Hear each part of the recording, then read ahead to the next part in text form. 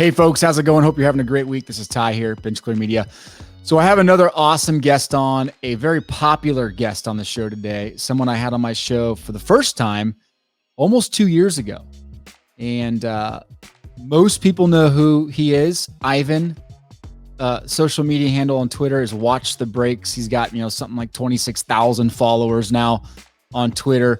He is the co-host of the Go GTS weekly web show with Rob. He is also I think second year in a row he's been the MC at the National. So some would say he's essentially the face of the hobby, at least from a social media perspective, and as someone who is very ingrained in the hobby. And I appreciate all the work that he puts into it. And he's got a lot of respect, not because of all the work that he puts in, but also because he's just a great dude. And if you ever get a chance to go up and meet him, I highly encourage you to do so, because he'll end up becoming one of your friends. And he's just a down-to-earth good dude. So it's great getting to know him, and also great to have him back on the show today. So just so you know what we're talking about, we talk about all kinds of things in the hobby, but he was challenging a recent video series we did on the collapse of the hobby and the prices and kind of just the overall psychology around the card market right now. And so he has an altering viewpoint. And so we just discuss it, and we'd love to know your comments on it below. I think you'll enjoy the overall discussion with Ivan.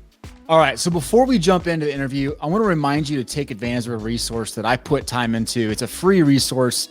There's all kinds of different news sources out there, especially when it comes to the hobby these days. There are lots of different media outlets putting out news and insights, interviews, all around the sports card hobby. And I got lost trying to figure out all the updated information. There's some sites that do a really good job of it, at least from a very granular perspective. But I thought, you know what? I'm going to curate all of these, and I'm going to put together a one-stop shop for folks just to go to and have a news source and be able to go click on all the articles and take you to those web pages. And so I did. Go to thedailyhobby.com. It is a very straightforward, I have there hobby headlines, no fluff. There is literally nothing in your way. You're going to see the headlines that hit from different sources, probably a lot of sources you've never heard of. But I'm doing the best job I can of curating all those different articles and giving you a chance every day to come in and see some of the fresh news in the hobby, and to keep you updated on not just, hobby news, obviously the very stuff that we care about with Topps, Panini, Upper Deck, and all that stuff, but also analytics, specific product news, sports news, technology. We touch on NFTs, all kinds of different things. I try to curate all that and make it very, very simple for you. So go check it out, thedailyhobby.com. Appreciate it. And also just enjoy this interview with Ivan, and have yourself a great week. See ya.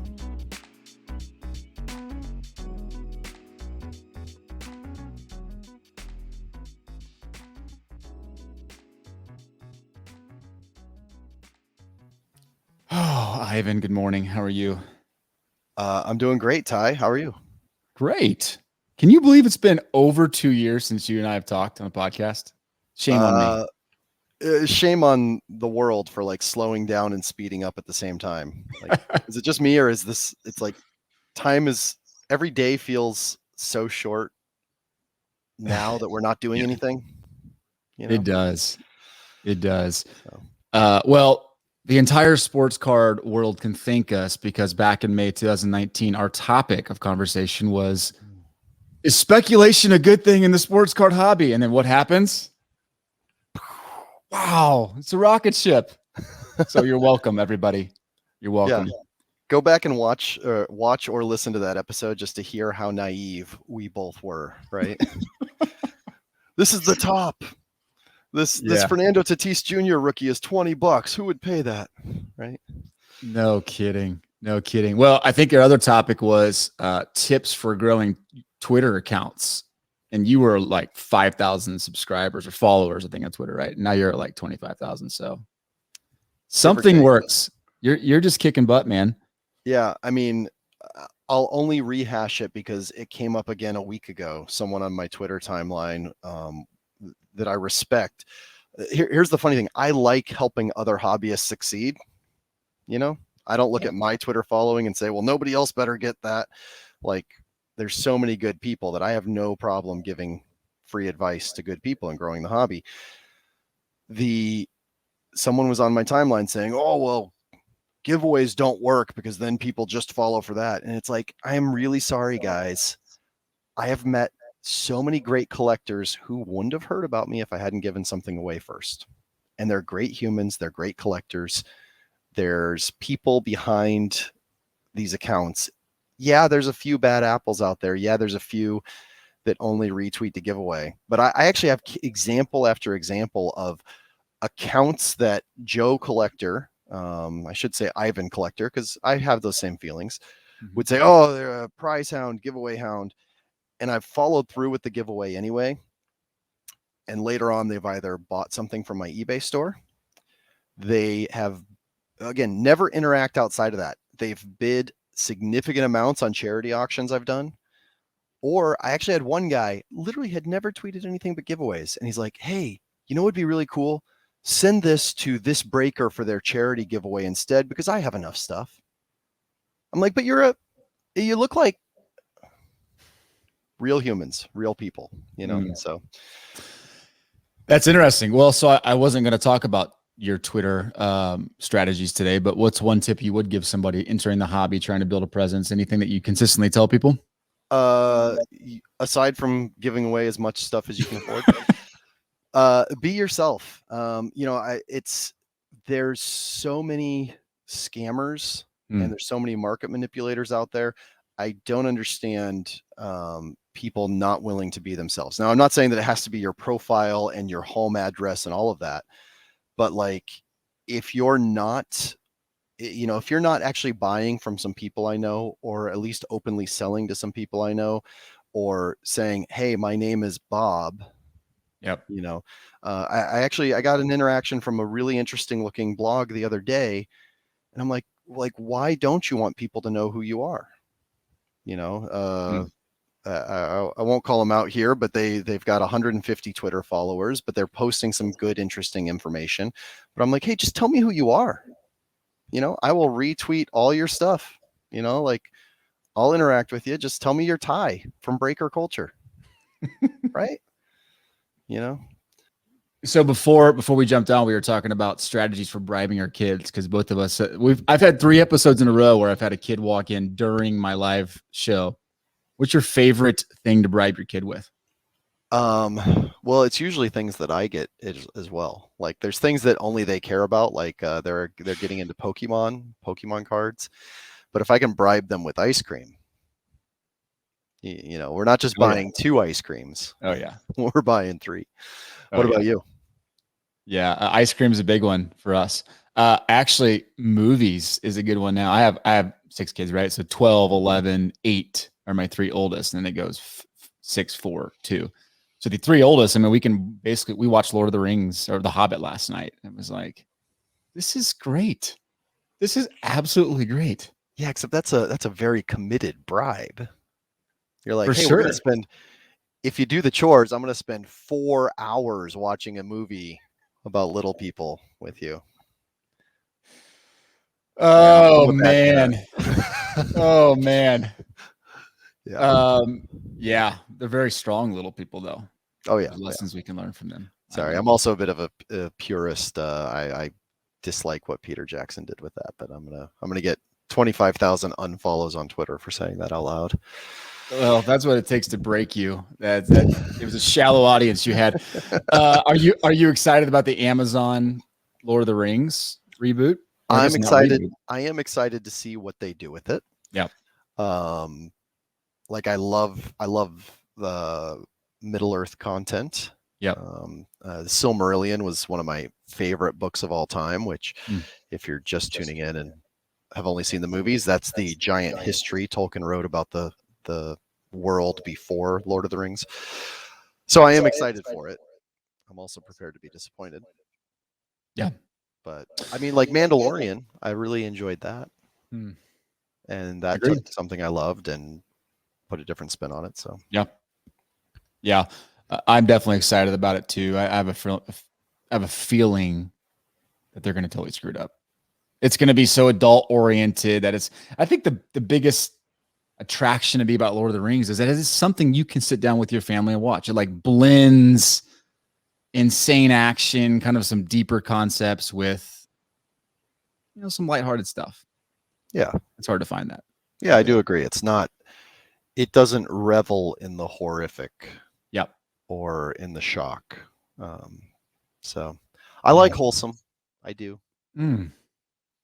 So we're going to keep it wholesome today. All right. Cool with that. Yeah. So about sports cards. Hey, so when are we getting pricing ladders back on Breaker Culture? Right. That was my favorite thing, man. I love your tweets about it because every time you send it out, I'm like, oh man, should I go put some time into this again? I would love to do it. I feel like I have to tell your audience what this was because so for like, how long was it? Maybe 12 months, 13 months? I did it for for at least over 2 cycles of Bowman. Over 2 years I did it. Yeah. Yeah. So Ty's original blog, Breaker Culture, would take like snapshots of pricing for Bowman for all the rookies and like every week update it so you could see like what Joe Adell was on release and then what he was 2 years later. And it's still fun to go back and look at those because everybody has first off, the thing is that in the hobby, so it gets back to the hobby. This is why I loved it, Ty. People remember what they want to remember, myself included.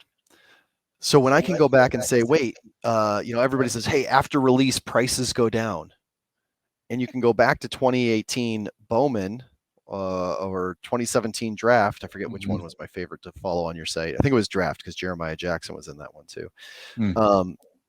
And you can see, well, yes, Dylan Carlson was $105 and then went down to $60 consistently for 2 years. But Jeremiah Jackson started at $10 and then he became $14. Then he became $20. Then he went back down to $16. But there, like you can disprove so many myths with the actual overall data that are very easy to latch onto, just like off-season dip. Does that even exist anymore? I don't know. We don't have enough new data yet, but like the biggest thing is any trend, the minute you feel confident in a trend, that's when it's going to turn. That's profound. Yeah. So the problem I found with pricing ladders is that I started to shift to PSA 10s to get some sort of consistency with kind of what the standard was. And then once PSA shut the valve off, right, and became nearly impossible to get a PSA 10 of these base cards, it's like, it's a total crapshoot with raw cards, as you know. And that was always the pushback I got was the variance is so high with especially with autos, right? So many things that you can gauge into pricing. Centering, streakiness, surface dense dimples, an entire product where every single numbered card has a scrape on the back in the same exact spot. Right. I don't know who would release something like that. You want to talk about a product? It sounds like you do. Let's just say that Italian factory needs to have some QC involved. Oh boy. So I got an email this morning from not Italian manufacturer. Italian factory. Sorry, you got an email. Golden from through Beckett. Trae Young breaks his record for a $400,000 card. Trae Young. Justin Herbert sold for $235 on Golden auctions this week. For someone walking into the hobby, seeing these prices, getting googly eyed, what do you tell them? Like, what do you tell them about like, I want to go pursue this. I want to go get one of these cards. Is it good to chase that? Well, so what do you mean by chase it? Should new collectors get excited? Are you okay with new collectors getting excited about seeing a $400,000 Trae Young card and entering the hobby because they see that? So here's my thing. Maybe I don't know enough rich people, but I haven't seen that. I haven't had anybody DM me and say, hey, I just saw this card sold for, $200,000. I want to buy football cards because of it. Yep. Mainly, and I haven't even, because where I really think that would happen is somebody saying, hey, should I buy this $6,000 box because I saw this $400,000 card or this $200,000 card? And I haven't even seen that really. I feel like there's an entry curve. Maybe Gary's getting other people in. Maybe Tom and Jeff, maybe they're getting people asking that. I'm not. I'm getting a lot of people saying, hey, is this Allen and Ginter box worth it? Is Stadium Club Chrome worth it? And then it comes down to a question of, well, what is worth it?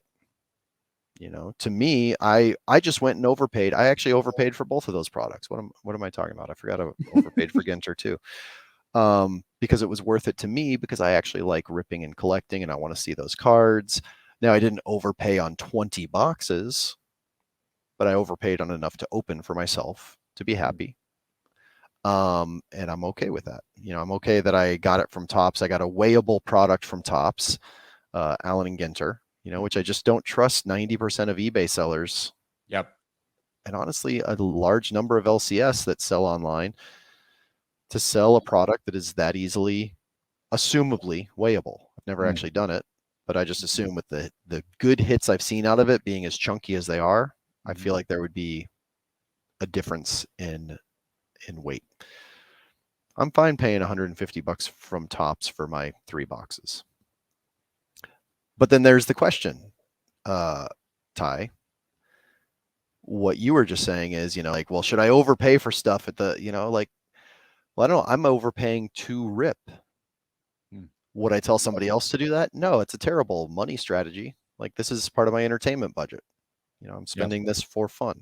Should you? I don't know. Do you, the odds are printed right on the pack. Yep. Look at that. Right on cue. 4th podcast in a row. Kids are walking in. Hey, kids. They're like, there's 3 Hobbit movies, Dad. Yeah, exactly. You got two more bribes to go. Yeah, I love it. Right out of bed, fresh out of bed, hair wild, dirty diapers. It's a great thing. Again, sorry, I don't need home addresses, but you mentioned Pacific time. What in state Idaho. are you in? I'm in Idaho. Yeah, I moved this year. Oh, okay. You were in KC before, right? You got it. Yeah, we moved to northern Idaho to be in the mountains.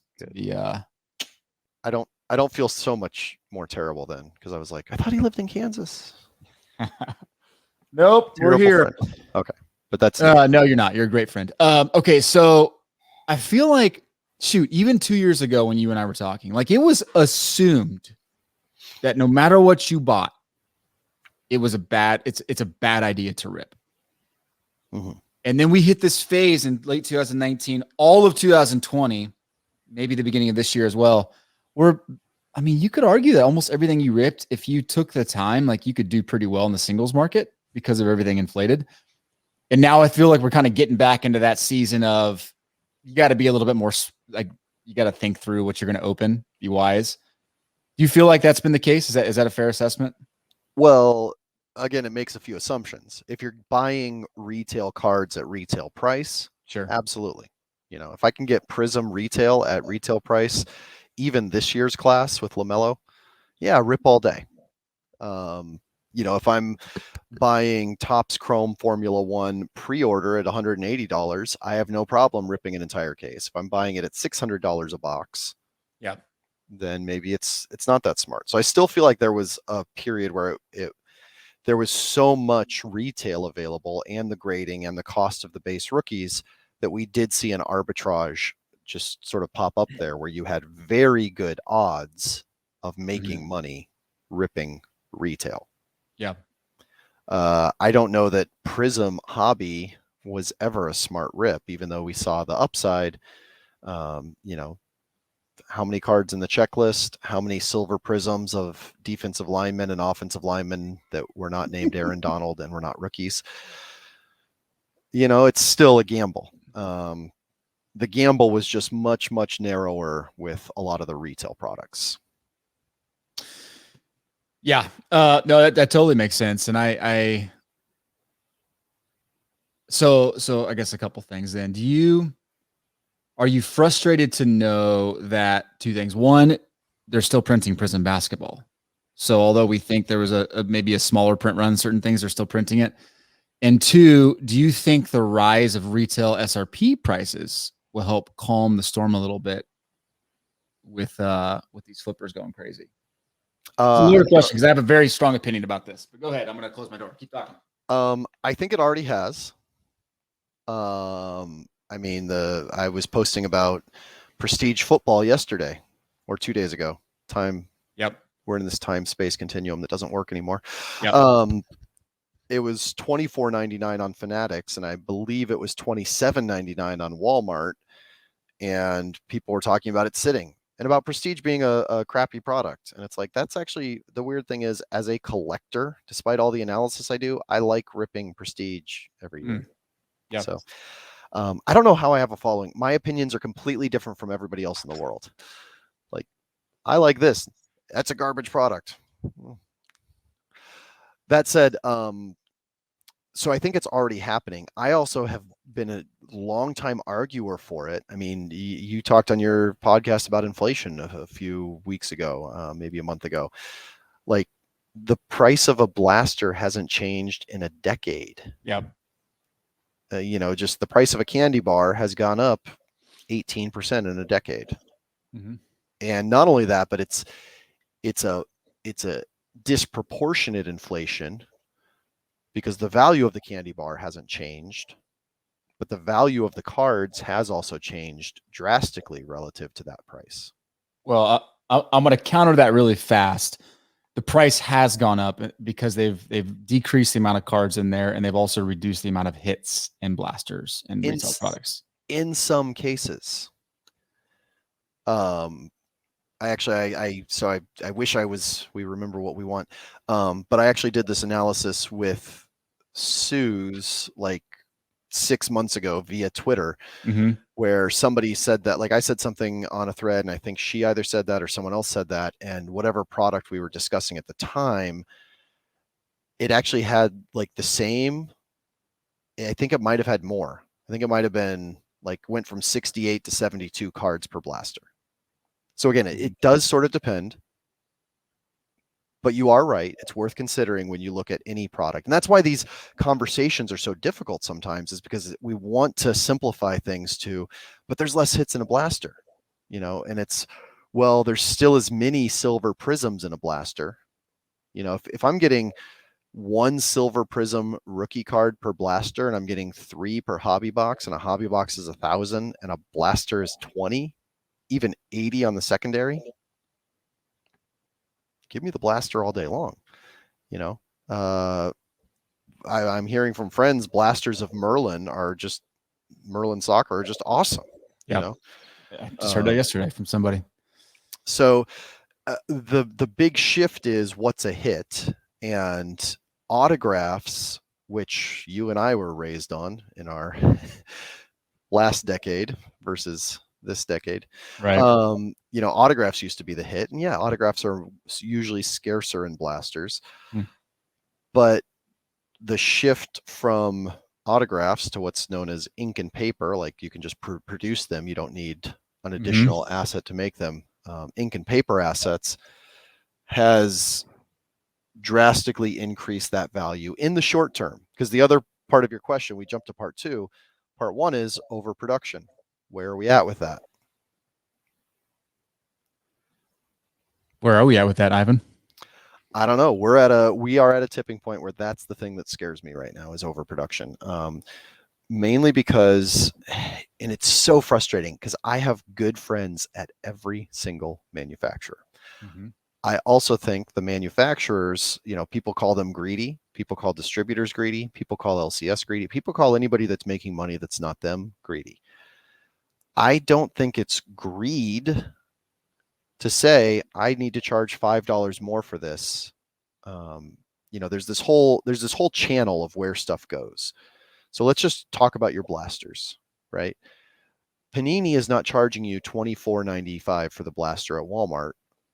Walmart is charging that, really, through whoever their vendor is there, right? Walmart gets a cut. The vendor has to be profitable. So they're selling them to the vendor back when they were 20. I don't know these exact numbers, but just assuming business profitability, they're selling them for 14, 12, 10, 8 even. So I don't know what the number is in there, but they're not selling them for $20. They're selling them for less because there's 2 other people taking a cut in there.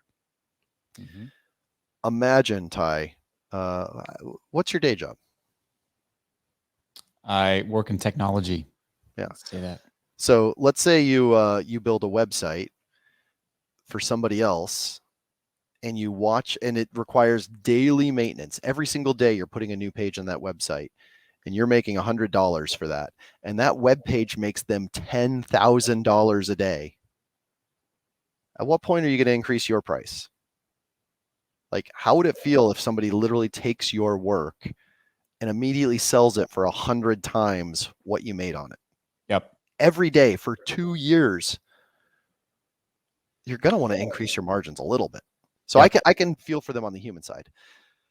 That big, long excuse justification for everybody in the chain doing what they do is countered by, I'm a bit of an optimist. I like to think the best of people, and I have really good friends at every single manufacturer. But I don't know what it is. Talking to people that used to work at some of these companies, there's something that many of them are lacking at the top. And I feel like a lot of people are pushing against, like, there's just seems this lack of vision that I've been seeing a lot of lately that I think is starting to trickle down into production numbers. You know, I think there is a bit of fear buy-in from them now on how much they have to produce to make people happy. And I'd like to see that stop. Okay, there's a lot there. There's a lot there. I do agree. I agree with you on the principle that there is, from a manufacturing side all the way to distributor side, all the way to retail side, if you got to increase, I mean, the supply issues are real. Like, the cost of producing product is increasing. Like, that's beyond a shadow of a doubt. Like, that, it has to factor into it.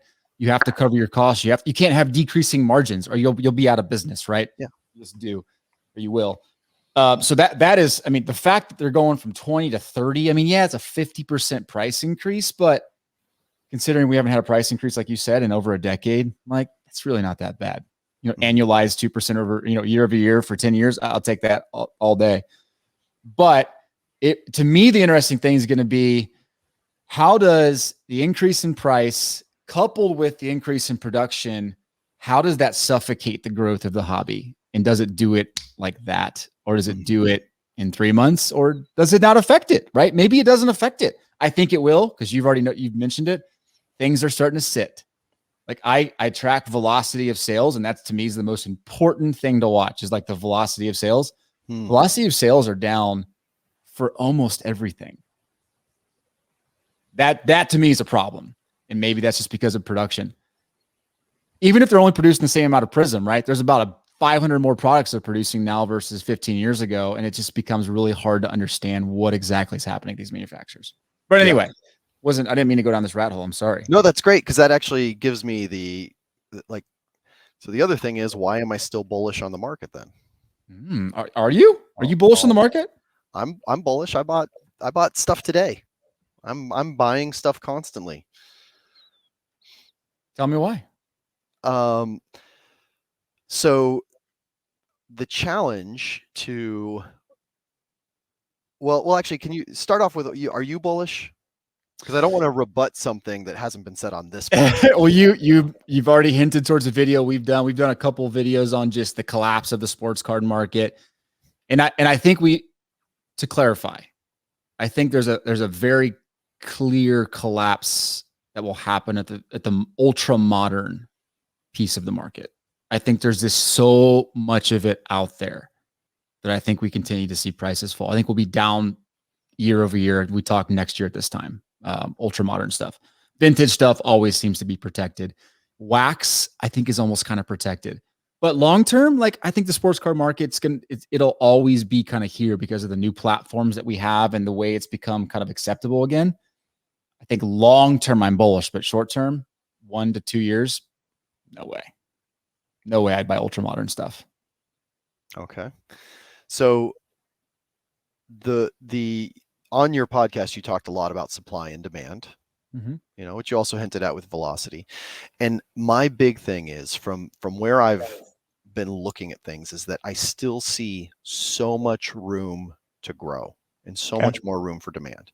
So we've been inundated with this 19,000 Luca Zion Prism Silver PSA 10s or base PSA 10s, 18,000 Ronald Acuna PSA 10s. Yep. And it's like, where that starts to matter is if there's 17,000 people chasing them. So the real question is, how big is the buying market? How many people are collecting? How many people are collecting 100 of a card versus one of a card? How much is that possibly inflating or deflating our perspective? I like to think that I've got a pretty large numbers scope when it comes to things. And I know, and it can be tough because I come from Omaha, Nebraska. I come from an LCS, a 20-minute bike ride away and Walmart. Like, that was my reality growing up. And I started getting into numbers just because I really enjoy analysis and started realizing, years ago, I was talking about, hey, there's 4,000 Walmarts and Targets in America, each of them getting 30 Bowman Chrome mega boxes. They did a second shipment. That means each of them got 60. Like 60 times 4,000. Do the math. Like, but we see 30 and we, if they sit on the shelves for a week at our Target, we think, oh, the hobby is dead. Or at least we did back then. I don't know what people experience today when they see stuff sitting. And it's also, when I grew up, everybody collected, right? There was not a kid of the 8 or 9 kids on my block who collected like I collected back then. I cared. And it's a reason I love Twitter, is because it's connected me to people that care as much or even more than me about cards, people that know as much or in most cases even more about cards. I love it because I get to learn. I finally found a community that collects like I do. That said, we still meet every single day people that used to collect and don't anymore, or people that never collected. And we talk about celebrities getting into the hobby, and I love it. But let's be honest, there are a lot of celebrities not in the hobby still. So in an average sales cycle, it takes 7 touches for somebody to buy. So if you're a Steve Aoki fan and you see 3 of his posts about sports cards, you still have 4 more sports cards posts before you go out and buy a pack of Prism or a pack of soccer cards or whatever it is. How many people are not being reached in this time of, yes, Gary V talking about cards, but he's been talking about sneakers, and I haven't gone and started buying sneakers. So I'm an example of the opposite. Technically the sneaker market still has room to grow.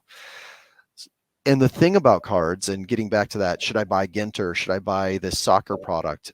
What I say to those people is, start from a place of enjoyment.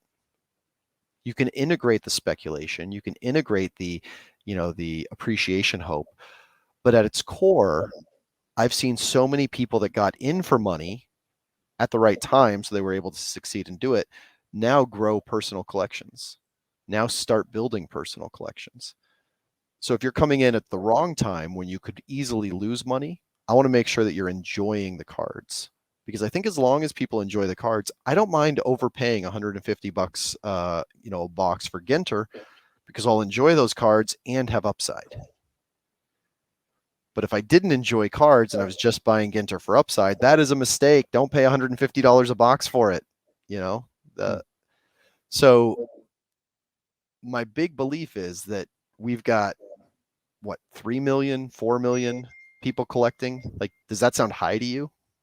Do you think there's 4 million people collecting baseball and basketball cards right now? I would try to peg it somewhere in there. 2 to 4 million would be my guess. Yeah. Okay. Is that where you're leaving it? You're saying that's I'm going to the tape. Going to the tape. So I don't know how accurate Google is, but get this: in 2019, 7.674 billion people on this planet, give or take. What are you saying? I'm saying when somebody actually comes out with Indian League cricket cards, they're going to the moon. Okay. And the fact that Topps released a non-Indian League cricket set is just silly to me. How many zeros here? 7.6, yeah. Yeah, we have not even reached 0.1% of the population in collecting if you say it's 2 to 4 million. Like there's exponential points here that make it a scrunched number on my calculator. Okay, so so lots of things to discuss here. Let's go back to the late 80s, early 90s. Peak of sports cards, peak of revenue, peak of folks interested, that most would say, right? If you look back at these articles, I did a video a couple days ago just about like what these articles were saying in the New York Times and Chicago Tribune back in the 35 years ago. What happened then? You had peak interest, and all of a sudden you had a ton of supply on the market. Why did it collapse? So, one, you didn't have an international market. Like supply chains and logistics just weren't there the same. I believe at the time, baseball was the most popular trading card sport. It was for sure. And even today, looking at the numbers I just Googled, like baseball is not international either. And I can tell you when I stopped collecting baseball, 1994, strike. Those jerks went on strike. And I know that the home run challenge brought a lot of people back. I think there's also a natural progression of back then it was still a kid's thing. There were adults doing it, but it was still a kid's thing. If you ran around a card show when I was a kid, there was as many kids as adults. And then eBay came out, and eBay was the first shock to the system, I think. Yep. Because back then, at that point, because of the discussions, because of the speculation that was starting, you did have people hoarding cards. 2,000 Barry Bonds rookies. I've spent the last 2 years buying every one at a show for $10 or $5. And then all of a sudden with eBay, you didn't need the local show to come to town or the traveling show to come to town to find what you needed. And all of a sudden people did see, wow, there's way more supply than demand. But again, also going back to those shows, the 9 other kids on my block that collected weren't really going to those shows. It was me and my brother. We never bumped into friends at those shows. So I still think collecting was very, very casual. I would argue that I believe that there's a lot more people in it now with the data to support their collections and still in it and still telling their friends about it. So that's why I see room to grow, especially because I've heard, I don't have confirmation, that's absolute hearsay, but I've heard we still aren't at the printing levels from that time. So, they're printing more Prism, but I've not heard that Prism has surpassed 1991 Upper Deck Baseball in terms of print run. Yeah. See, again, that logic is flawed to me because there's so many more products and there's more manufacturers in all sports. So I think it can be it can be deceiving when you hear numbers of certain products. So well, here's that's why I used 1991 versus 1987, because by 1991 we did have quite a few products. But I hear you. You're bringing up a valid point too.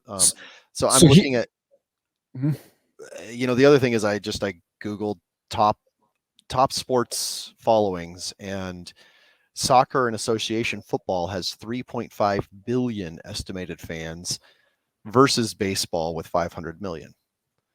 So I will say, that's one indication of why I'm a little more bullish on soccer than maybe baseball, is also looking at that.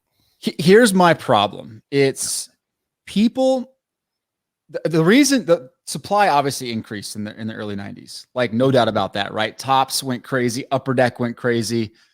But I think the reason the sports card market collapsed is because the people that were entering because they wanted to make money, and they started to lose money and they got out of the market. And what was once a kid's hobby, fueled by like the excitement, the nostalgia, the emotional connection, that was already kind of pushed out of the market by 93. And by the time people started losing money, they're like, there's no emotional connection here. Like, screw these cards, put them in the closet. My problem is that, and I talk to a lot of people too. I'll ask new collectors that enter the market. I'll be like, "What do you like?" And they'll be like, "I don't know. Who do you watch?" I don't really watch sports. It's like, dude, what? Like, you need to have an emotional connection to this if you want to like really enjoy this hobby. My problem is that there's so many of those type of people entering. The second they start to lose money, I think they leave. And I hope in the midst of all of this, we don't lose a lot of the fringe and the good collectors that we need in this hobby, because they're just so frustrated with all the craziness in the hobby now. So that, again, some of that you can't back by data. Some of it's just kind of like what's your gut saying, and yeah. Well, and so this comes. It's also sometimes outlook. Sometimes we see what we're looking for, and I say that simply because my experience is very different. In that, like, I've talked to some of the people that have bought these $400,000 million cards, and you hear the joy and excitement in their voice.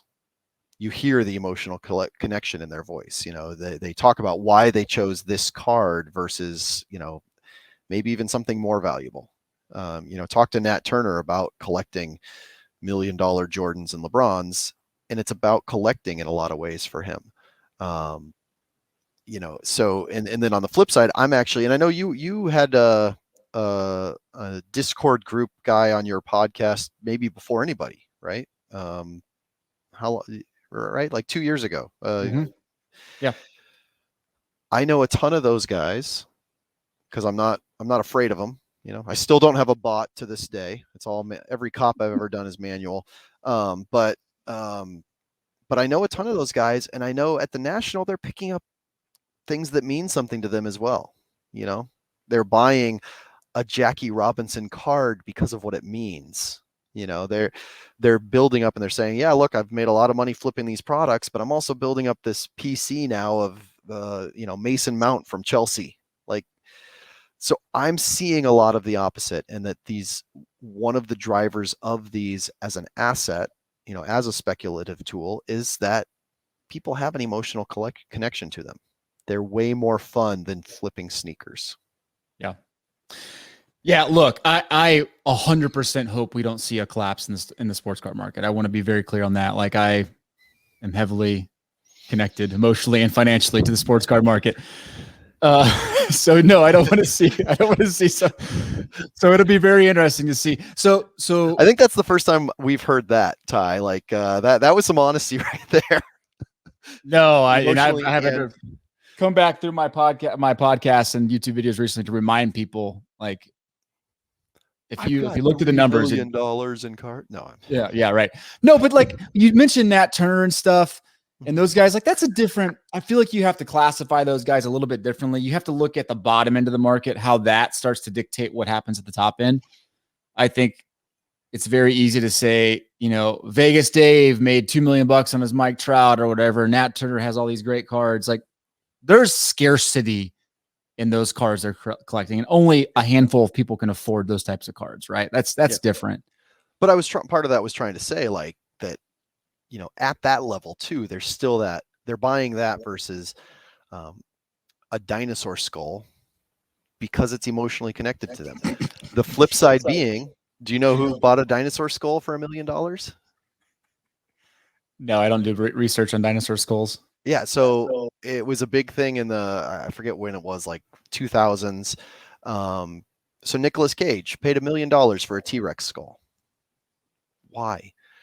And that's the other thing that is fueling this market that also makes me feel very positive on it. I mean, we were talking before the show about crypto and NFTs, and we've seen the new money that's come in because of that to the world. Well, that new money has to be spent, or it gets spent, or what do you buy the person who has everything? This is why I jumped into F1 very early. Was I saw Monaco Bay, and you know what Monaco Bay looks like during the race weekend? Crazy. Yeah, it's $40 million yachts stacked up, 1,000 of them. When somebody comes onto your yacht, your $40 million yacht for your party, what do you have on that yacht that no one else has that you can brag about and show off? the Lewis Hamilton 1 of 1 dynasty card. That's the only thing that nobody else in that yacht has, because everybody else has the same Gucci, the same Versace, the same Lamborghini. Cards create an asset for the uber wealthy that, with that scarcity, they can still brag about. There is clout involved. And that's not necessarily a bad thing, because it gets more people invested in the market at that end, which I believe does trickle down. It trickles down to, my Lewis Hamilton base cards hopefully are worth more than $100 after I paid $100 for them. Those types of things. There'll be the guy that wants to be the George Russell super collector, who will have the party on his yacht and show you every, the rainbow of George Russell.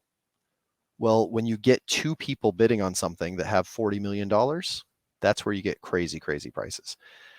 And I see so much money from my day job and from my work in like the crypto markets and startup markets.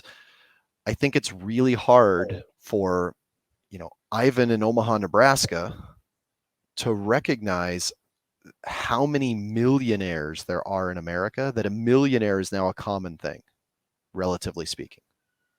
I know that a lot of us struggle day to day making ends meet, but there's an entire echelon of people that have too much money and literally don't know what to spend it on, and spend it on enough dumb stuff already, that to think cards, with their emotional connection as well as prestige attached to them, I have this 1 of 1 of somebody that no one else can have. I think there's a lot of room in a lot of markets for that to still become a thing. Beyond, and I love them, but let's be honest, is Gary Vee the biggest influencer in the world?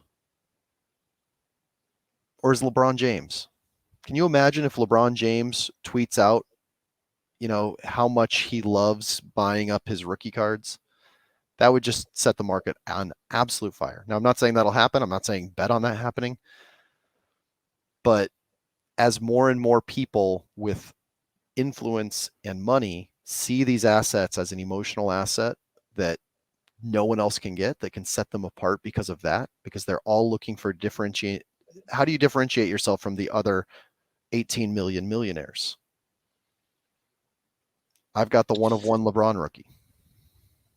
Okay. Well, if your logic is that there's just a bunch of uber wealthy people that still need to get into the hobby, and that's what's going to sustain it, then I think my point will be proven very, very clearly. Giannis tweeted out at the beginning of this season about how he showed off his cards on Instagram, right? Mm-hmm. What happened with Giannis throughout the season? His cards went down. I don't think it means that much. Is Lisa, what you think? So my bigger thing is that I think the investment of those people will help the market. Okay. Ready to be proven wrong. I'm just saying that it means that there's a lot of room for the market to grow still.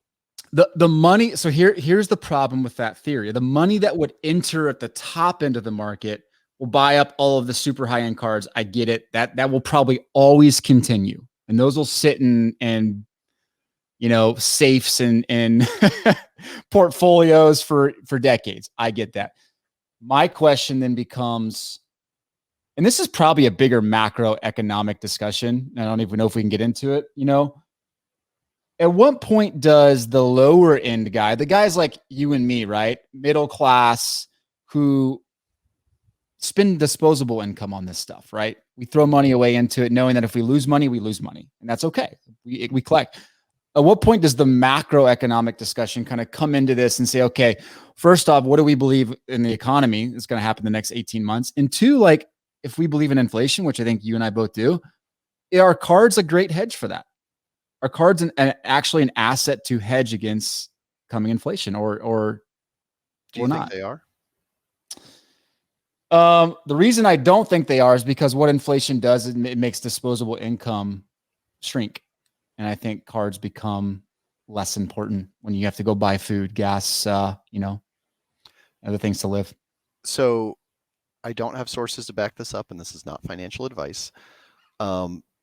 There are sources on the internet, though. I've read them, but again, read a lot in 3 years.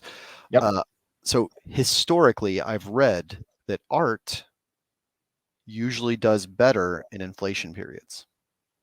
Are cards art? I don't know. There's a lot of other data around other alternative assets, not talking about precious metals here, doing well during inflationary periods. There's probably data that counteracts that too. I'm just telling you that I have seen anecdotal data on that.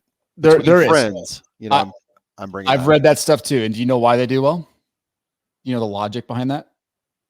No. If you don't, it's okay. The logic most of these articles make is the reason fine art holds up really well is because people see the stock market collapsing or the other alternative assets or equities collapsing. They pull their money out and they realize they can't keep it in the dollar or their fiat currency. So they put it into very scarce fine art to hold the value of their dollar. Yeah. Keyword, very scarce fine art. So then this gets to the, I use the example of buying the 1 of 1 from Dynasty, right? For F1. And you said, well, yeah, but what does that do for the broader market? And the other anecdote that comes to mind is Rob Kardashian. I have not seen a splash purchase from Rob Kardashian. Yeah. I know that Vegas also loves celebrities because the other thing celebrities love to do, or people with big money, is gamble. Rob Kardashian's buying into breaks of Prism, National Treasures, which also, again, for our majority of our viewers and collectors may be out of their price range. I haven't bought any National Treasure break spots in the past year. But is there that component too? Is that once they get that one card, then they start buying other stuff? Or maybe just their friend gets them into breaking and they don't mind throwing $10,000 a night at a breaker. When you're making $10 million a year, spending $10,000 a week with a breaker, or 2 nights a week or 3 nights a week, is not that crazy. It costs you $2 million to live. Now you've got $8 million to burn every single year. And I say that seeing a lot of it.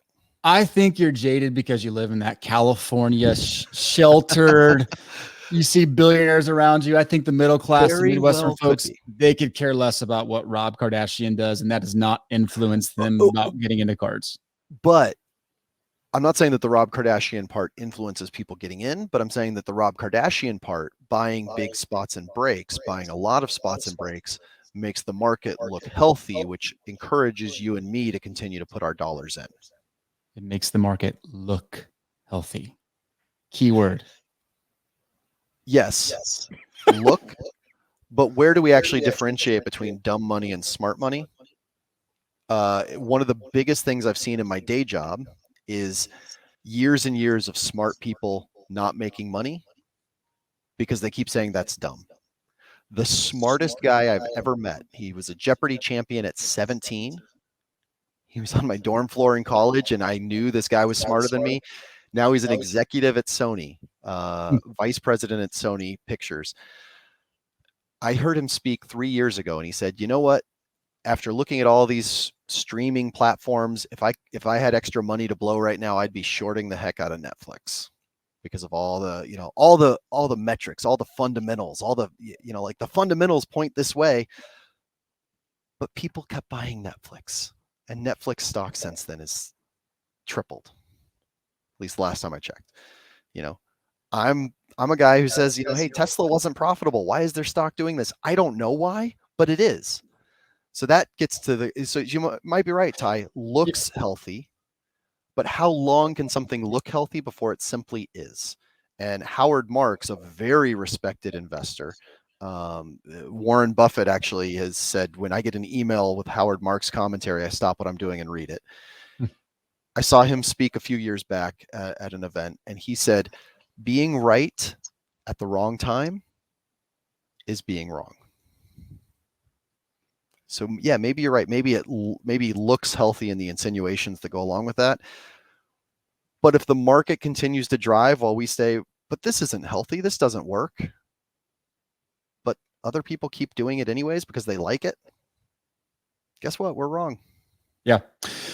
No, look, I don't disagree with that. And by no means am I saying go pull out of the sports card market. I think the lessons that should be learned from this is that there's a lot of hysteria involved, and with hysteria becomes more risk. and you just have to be smarter. Absolutely. You have to be more selective. Like a year ago, we could have said, hey, go buy every base PSA 10 card and you're probably going to be okay. And that was even though it, like, on paper, metric wise, didn't look like a smart decision based on history, but for a year it worked really well. Now you can't do that, right? Now you can't do that. Floor's fallen out from most of those strategies. But if you're selective in the sports card market, like, you could do really stinking well if you're looking to make money. You really can. You can build a collection without having to spend a lot of money if you're selective. But I think you have to be more selective. But and I agree. That's why I still don't call them investments. It's absolutely speculation and gambling. But props to anybody that's still listening through this, because that means that you do care enough to try to handle all these gray areas. And Ty, I mean, I love what you bring. I agree with your counterpoints in a lot of ways. It's just some people are a bit more optimistic, some people are a bit more pessimistic, or that no, don't even. Sorry, don't put me in the pessimistic category. Pessimistic, that the connotations are too. Some people see 60-40. I see a little bit more positivity from the messages I'm getting. A little less, how do I make money? But that's just what I see. Maybe it's because my conversations with the how do I make money people are this short. And if somebody brings in a modicum of, oh yeah, I like this team, then the conversation becomes this long. So I could be skewing it myself that way. But I love depth in collectors. I love when people come in with conviction and say, I want to go all out and collect this guy, this team. And then I'll do other stuff on the side to support it. But I love seeing depth in collectors. When you don't see that, it gets frustrating. But look, regardless, that doesn't mean the sports card market's going to, collapse tomorrow. But let me. You need to answer this question: are sports cards a good hedge within a high inflation environment? Are they a good hedge? I don't think I can answer if they're a good hedge. Okay. Okay. I think that's against my compliance allowances. Actually, that's more so why. Am I clearly still spending money on them? I mean, if anybody's watching at home, like, oh yeah, here's my desk right now. Oh gosh, so familiar.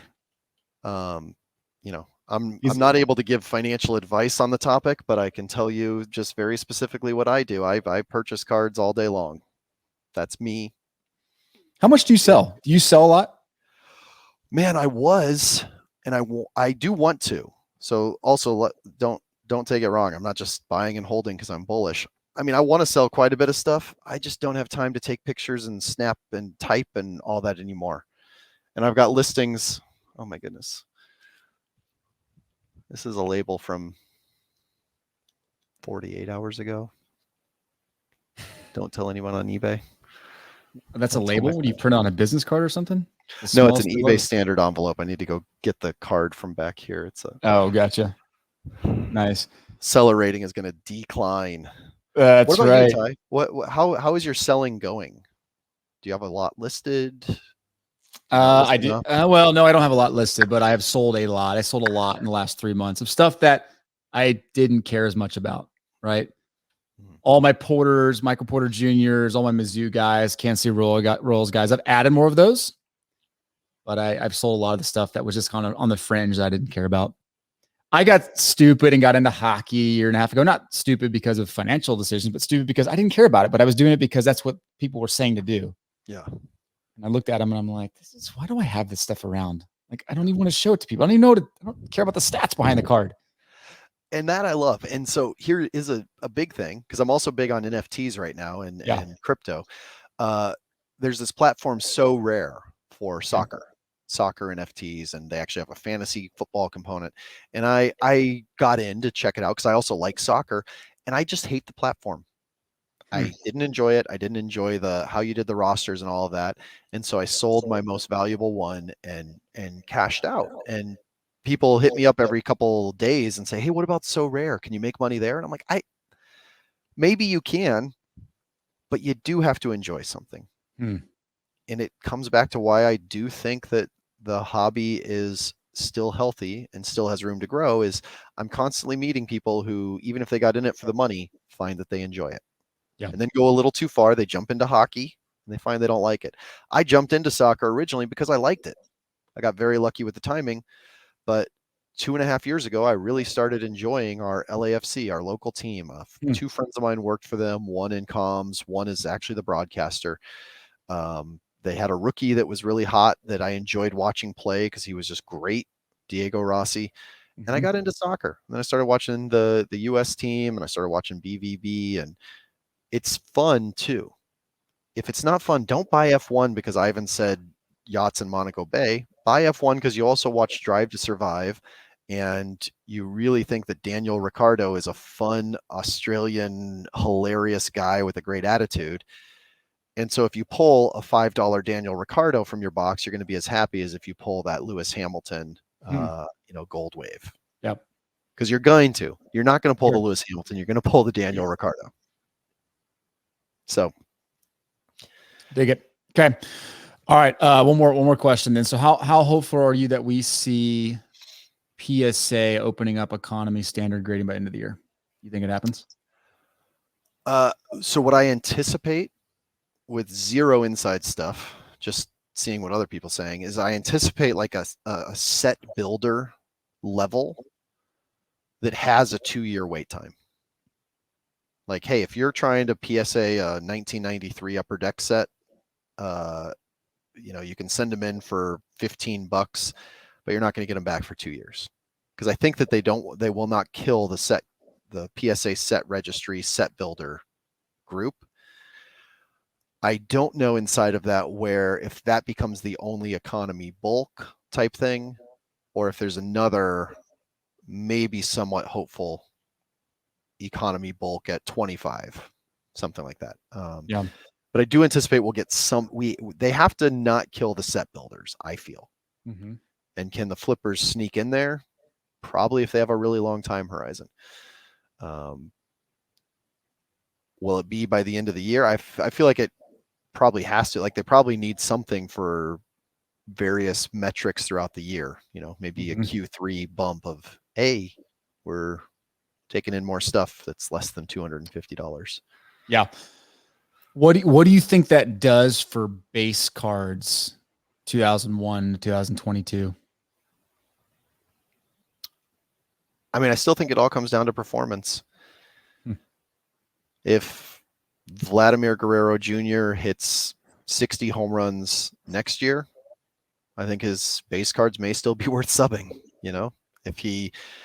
If his recent semi, slowdown keeps happening, then yeah, don't sub his cards. I just had to make a decision on, I mentioned Lewis Hamilton Chrome base card number 1. It's $100 card raw. Are these worth sending in at this price? And yeah, I sent in two of my 11. Mm-hmm. I also think that it creates the opportunity for other companies. I'm betting on CSG, probably for dumb reasons. Do we have time for the dumb reasons? I want to hear. Dumb? Yeah, tell me why. So I believe that CSG's standard is both better as far as a more uniform standard than what we've seen from anybody so far, and a little stricter. And for some dumb reason, because I know collectors just want the 10, I believe that the hobby at some point will come to respect truth over a high grade. I still believe that. No way. And I agree with you, Ty. I'm stupid for believing that. But at the price point and the quality and the standard, and also at the end of the day, there is integrity involved. Like, I am not just here to shill the hobby. I want to be able to live with myself. Like, I will be happier looking at a 9.5 CSG than I will be looking at a PSA 10 in 5 years. That's my prediction. I may be happier with a CSG 9. I am excited to see what Geniment brings to PSA's grading. Mm-hmm. And what the hobby I'm not the best eyeballer either, so I'll be curious to see what people start to say in the next 18 months as we get cards back from them with new technology added into the grading. But I'm fine sending my $4 Tops Now cards to CSG right now instead of PSA. Yeah, no, that makes sense. And I totally agree with you there. I think it does open up the opportunity for other non-PSA providers. I was very early on high on hybrid, and I know SGC's got some pretty good momentum behind them right now too. So yeah, and who knows what happens with BGS, right? I feel like no one talks about BGS anymore, which is crazy when you still look at the delta between PSA 10, BGS 9.5 continues to widen. I'm like, why? I don't get it. I mean, here's the challenge. They have not come out and addressed it themselves as far as I've seen, because you know who's at CSG, right? BGS's top graders. Yeah. So who's grading at BGS now? Nobody knows. BGS doesn't seem to be addressing the fact that people aren't talking about them. And it is silly because I'm from the 6 years where BGS was king. You sent Prism and Chrome and Bowman Chrome to BGS. 100%. You wanted the subgrades. You wanted that, and a 9.5 was much, much closer to a 10. Sometimes could beat a 10, depending on the card. Yep. PSA 10, I should clarify. So that said, I feel like CSG, because I have seen that before where 9.5 from a company was close to a PSA 10. So if that was because of the quality of the grading that was assumed, I think CSG could do that. Yeah. That'll be interesting. I'll be watching that closely. I think this next 12 to 18 months, 12 to 24 months, where we have these multiple rookie classes. I mean, PSA 10s are going to be harder to get. No one's going to dispute that, right? We already see gym rates declining. I think Gentleman's probably going to make it even tougher to get a PSA 10. I'll be interested to see how that helps stabilize the base card market. I think it's probably a good thing in the long run. Mm-hmm. And then you're going to see this whole baseball rookie class. There's going to be like 10 PSA 10s for all these guys. And it's going to roll over into the football card market. It rolled over a little bit in this, 2021 basketball class. Like you didn't see a huge influx of like LaMelo Ball, silvers and prisms. Like you're going to have this window where you might just have a very low pop report, which was probably a really needed thing in the hobby. So while production goes up. Well, well, ding, ding, ding, ding, ding. All right. So rapid fire. That's the other thing is that like the pop reports at least help you distinguish from production numbers. Yeah. And help create classes of card. Whereas if you've got 200,000 raw LaMelo balls on the market, I think that could actually hurt the market versus having 20,000 PSA 10s and 10,000 PSA 9s. Honestly, I think that class is interesting. You just gave me something to chew on. Yeah. I mean, that's where you enter 1992, 93, right? Because grading was not a thing. And when you threw that many cards in the market. Mocking it back then. What's that? Oh, what collector the first time they heard about grading didn't make fun of it? Oh, for sure. We all did. For sure. But then I remember another LCS owner when I was a kid who every card was Gem Mint, no matter what it looked like.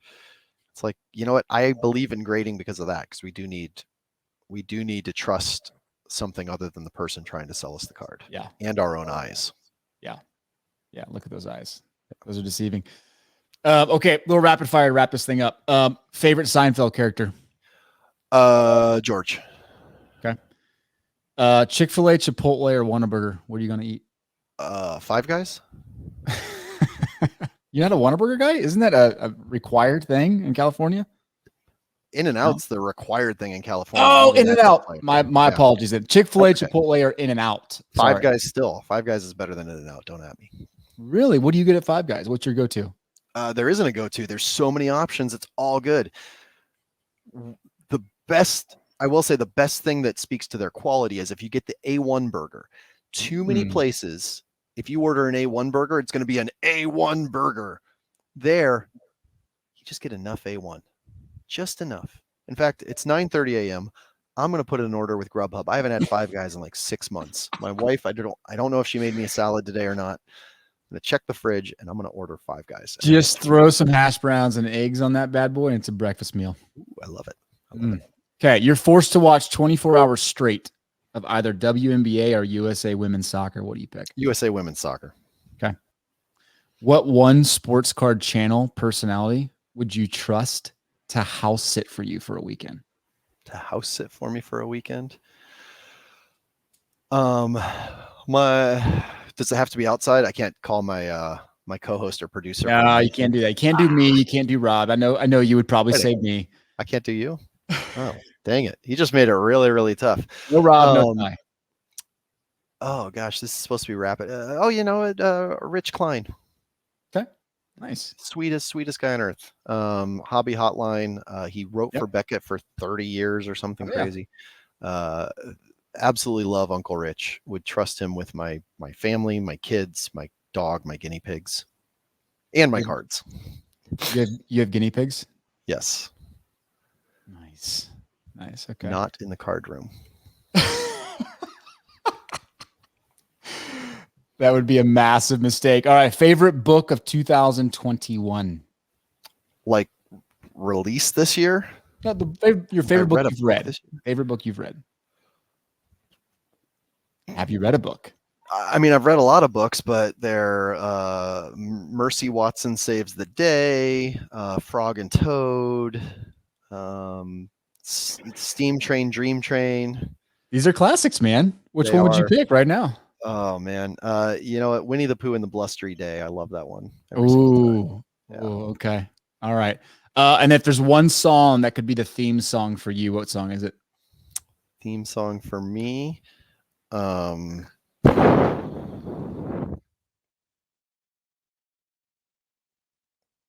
this is tough. This is not rapid at all. It's okay.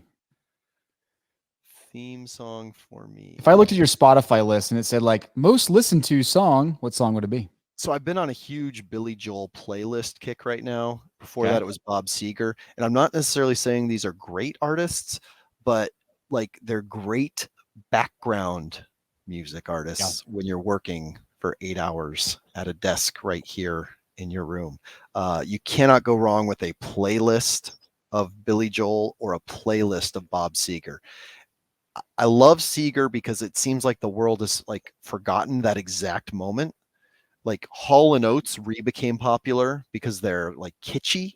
You know, it's fun and silly to like Hall & Oates, and they make good music too. But also Jackson Browne's another one that falls into that. It's like everybody Hall & Oates because of the mustaches, but Jackson Browne made just as good of music, wrote some of the greatest songs ever. Same thing with Seger then, you know, really good rock and roll music. Billy Joel, really good, I don't even know how you would call it. I mean, he literally tried to span different genres with each album. So, yeah. You are so diverse. That's what I love about you, Ivan. I realized recently curiosity is my favorite trait in other people, and it's one that I have in myself. I can dig it. That's why you got 25,000 followers. That's why you're the face of the hobby. Because I want to get to know every single one of them. Oh my goodness. Well, I'll tell you this. I went through half of the questions that I wanted to ask you, which means we just got to have you back on before 2 years. God, I took an hour and 10 minutes. That was a really fun, really enjoyable chat with you. I appreciate your time. Hey, Ty, it's great just talking with you, man. I hope that people are still listening and that the fun that we have comes through. But man, if nothing else, thank you for giving me 60, 70 minutes. We missed each other at the National. We were supposed to have breakfast. Yeah. Are you going to the industry summit? Probably not. Ah, bummer. Okay. Yeah. I'd like to, but just travel with family and the amount of time away. Yeah. My wife works full time. No, that does play into it, I'm sure. Yeah. All right. Let's wrap this up. My kids breathe full time. On that note, see ya.